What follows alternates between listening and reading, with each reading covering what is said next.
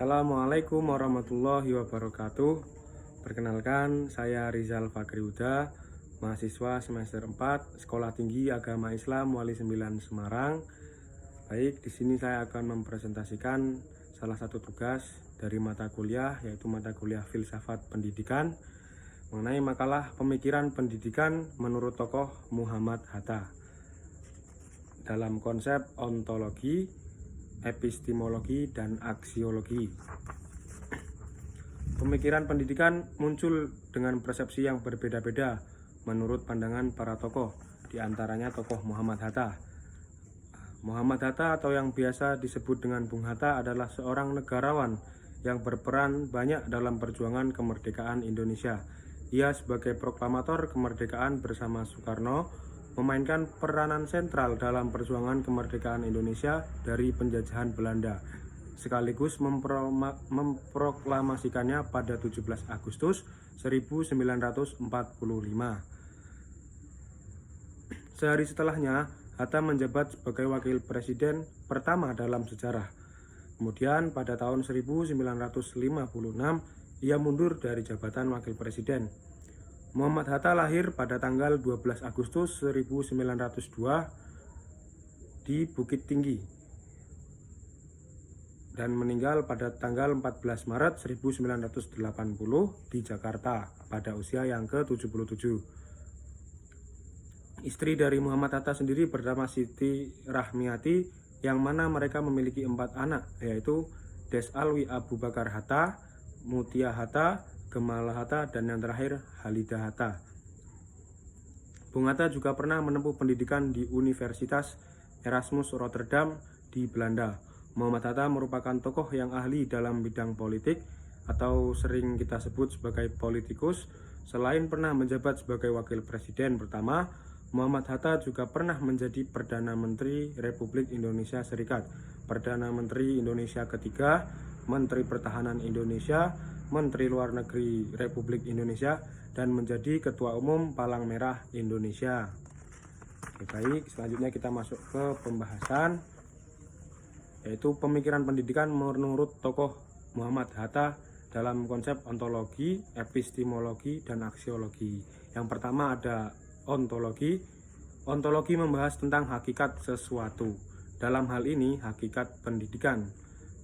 Menurut Muhammad Hatta, pendidikan adalah usaha untuk memanusiakan manusia, mengembangkan potensi diri, dan menyiapkan individu agar mampu berpartisipasi dalam pengembangan bangsa. Pendidikan tidak hanya bersifat akademik, tetapi juga mencakup pembentukan karakter, kepribadian, dan moralitas seseorang.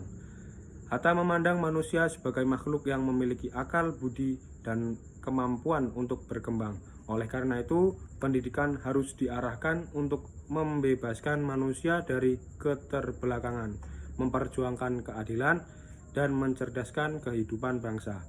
Hakikat pendidikan menurut Hatta juga terkait dengan upaya menciptakan masyarakat yang adil dan makmur. Itu tadi secara ontologi. Yang kedua ada epistemologi. Epistemologi membahas cara memperoleh pengetahuan. Menurut Bung Hatta, pengetahuan diperoleh melalui proses belajar yang aktif, kritis, dan kreatif. Ia menekankan pentingnya pengalaman langsung, pembelajaran melalui tindakan learning by doing, dan pengembangan daya pikir kritis dalam proses pendidikan. Hatta juga mendukung penggunaan metode ilmiah dalam memperoleh pengetahuan. Dengan tetap menghargai nilai-nilai budaya dan kearifan lokal, dalam pandangan Hatta, pendidikan harus mampu menumbuhkan semangat keingintahuan, kebebasan berpikir, dan sikap mandiri. Oleh karena itu, pendidikan tidak boleh bersifat doktriner atau indoktrinasi, melainkan harus membebaskan dan mendorong peserta didik untuk berpikir sendiri tanpa adanya paksaan dari pihak manapun. Yang ketiga ada aksiologi. Aksiologi berkaitan dengan nilai dan tujuan. Bagi Muhammad Hatta, pendidikan memiliki tujuan utama untuk membentuk manusia yang beriman, berakhlak mulia, berpengetahuan luas, dan berkepribadian Indonesia. Pendidikan harus menghasilkan manusia yang bukan hanya cerdas secara intelektual, tetapi juga memiliki kepedulian sosial, rasa tanggung jawab, dan semangat bergotong royong. Hatta menekankan bahwa pendidikan harus diarahkan pada pembangunan masyarakat yang adil, makmur, dan berdaulat. Nilai-nilai seperti keadilan sosial, kemanusiaan, dan kebebasan menjadi landasan penting dalam tujuan pendidikan. Ia juga percaya bahwa pendidikan harus menjadi alat untuk memberantas kemiskinan, kebodohan, dan ketidakadilan dalam masyarakat. Dengan demikian, dengan pemikiran dan tujuan pendidikan yang holistik dan berakar pada nilai-nilai luhur, Hatta ingin menciptakan generasi penerus bangsa yang berkualitas dan mampu membawa Indonesia menuju kemajuan yang lebih baik lagi. Kesimpulannya, dari tiga tadi materi, yang pertama ontologi, pendidikan adalah usaha memanusiakan manusia, mengembangkan potensi, dan menyiapkan individu untuk berpartisipasi dalam pembangunan bangsa. Yang kedua, dari segi epistemologinya, menurut Hatta, pengetahuan diperoleh melalui proses belajar yang aktif, kritis kreatif, dan pengalaman langsung dengan mengutamakan kebebasan berpikir. Yang ketiga, aksiologi. Menurut Bung Hatta, pendidikan bertujuan membentuk manusia yang beriman, berakhlak, berpengetahuan, serta berkepribadian Indonesia yang peduli pada keadilan sosial dan kesejahteraan bersama.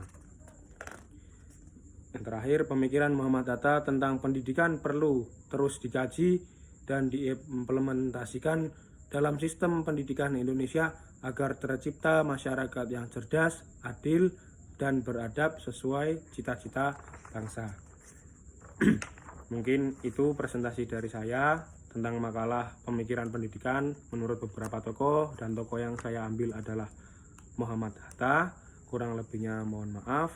Sekian dari saya. Wassalamualaikum warahmatullahi wabarakatuh.